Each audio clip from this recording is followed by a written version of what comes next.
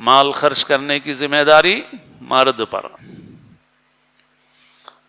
پھر اسی سورے میں اور آگے فرمایا الرجال قوامون علی النساء بما فضل اللہ بعضهم علی بعض وبما انفقوا من اموالهم، کہ مرد عورتوں پر حاکم ہیں۔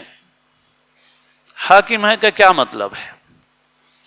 درمیان میں یہ بات بھی، کیونکہ بہت سے اسلام دشمن ایسی باتیں کرتے ہیں جو شک و شبے میں مبتلا کرتے ہیں، بھئی یہ مردوں کو حاکم کیوں بنایا گیا؟ تو بھئی دنیا میں ایک آفس بھی چلانا ہو تو آفس میں باس کی ضرورت ہوتی ہے، اس کے بغیر آفس نہیں چل سکتا۔ تو یہ جو فیملی سسٹم ہے، اس فیملی سسٹم کو چلانے کے لیے بھی کسی ذمہ دار کی ضرورت ہے، اور وہ اللہ نے وہ مرد کو بنایا ہے، اور یہ فطری بات ہے۔ لیکن اس کا یہ مطلب بھی نہیں ہے جیسے دنیا میں بھی کوئی حاکم ہو تو اس کو ظلم کرنے کی اجازت نہیں ہے نا۔ بھائی ہمارے حاکموں کو ہم حاکم مانتے ہیں نہیں مانتے؟ ہماری ریاست میں ہمارے حاکم ہیں، ہمارے ملک میں ہمارے حاکم ہیں، چھوٹے سے لے کے بڑے تک حاکم ہیں، اور ان حاکموں کی حکومت کو ہم تسلیم کرتے ہیں، بات مان کے چلتے ہیں ان کی۔ لیکن کسی حاکم کو یہ حق نہیں ہے کہ وہ اپنے محکوم پر ظلم کرے، بلکہ اس کا اصل کام یہ ہے کہ جو محکوم اور رعایا ہیں ان کی ضرورتوں کو پورا کرے، ان کی خدمت کرے اور ان کے ساتھ انصاف کرے۔ تو مرد کے بھی حاکم ہونے کا یہ مطلب نہیں کہ مرد مارے پیٹے زیادتی کرے جو چاہے کرے۔ مرد حاکم اس لیے ہے کہ خاندان کے اس نظام کو محفوظ رکھنے کے لیے وہ اپنی ذمہ داری ادا کرے اس طرح پر کہ نہ عورت پر کوئی ظلم کرے، نہ ناانصافی کرے، نہ حق تلفی کرے، بلکہ اس کی خدمت کرے، اس کے ساتھ حسن سلوک کرے اور اس کے ساتھ نظام کو سنبھال کر رکھے۔ اس لیے قوام ہے۔ لیکن مرد کو اللہ نے یہ جو قوام بنایا ہے، اللہ تعالیٰ فرماتے ہیں کہ دو باتیں ہیں، دو وجہیں ہیں۔ ایک تو غیر اختیاری ہے کہ اللہ نے کسی کو کسی پر فضیلت دی ہے۔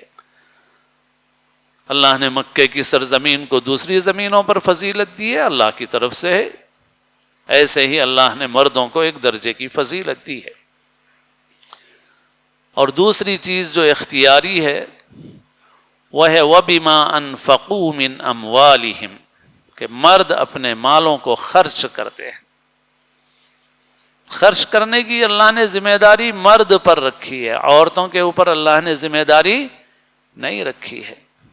آج دنیا میں جس کو عورتوں کی آزادی کہا جاتا ہے، اس میں کمانے کے لیے عورتوں کو باہر نکال دیا گیا، یہاں تک کہ اب یورپ کا حال یہ ہے کہ بیٹی بڑی ہو جائے تو ماں باپ اسے بھی چھوڑ دیتے ہیں۔ استغفر اللہ۔ اسی لیے اتنی گندگی ہے اور اتنی خرابیاں ہیں کہ کچھ پوچھیے مت وہاں پہ۔ بیٹی بھی اگر بڑی ہو جاتی ہے تو اس کو بولتے ہیں جاؤ اپنا دیکھ لو تم۔ تو نہ اولاد ماں باپ کو پوچھے، نہ ماں باپ اولاد کو پوچھیں۔ یہ زندگی کوئی زندگی ہے؟ اسلام نے مرد کو ذمہ دار بنایا ہے۔ عورت بیوی ہو، بہن ہو، بیٹی ہو، ماں ہو، کسی حیثیت میں ہو، مرد کو ڈیوٹی پہ لگا دیا کمانے کی، کہ باہر کا کام کمانا تمہاری ذمہ داری ہے، اور ان عورتوں کی پوری ضرورتیں پوری کرو، ان کی خدمت کرو، اور ان کو فارغ رکھو اس بات کے لیے کہ یہ گھر کے خاندانی نظام کو سنبھالیں اور انسان سازی کا کام کریں۔ گھر کو ان ظالموں نے گھر کو جیل خانہ بنا کے پیش کیا ہے۔ گھر جیل خانہ نہیں ہے، گھر وہ کارخانہ ہے جس کارخانے میں انسان بنتے ہیں۔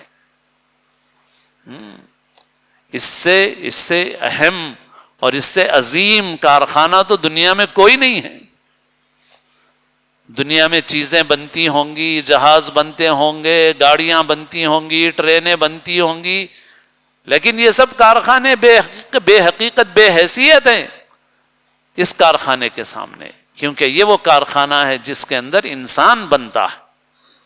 یہاں انسان نہیں بناؤ گے تو انسانوں کی شکل میں درندے پیدا ہوں گے. تو اللہ نے یہ نظام بنایا.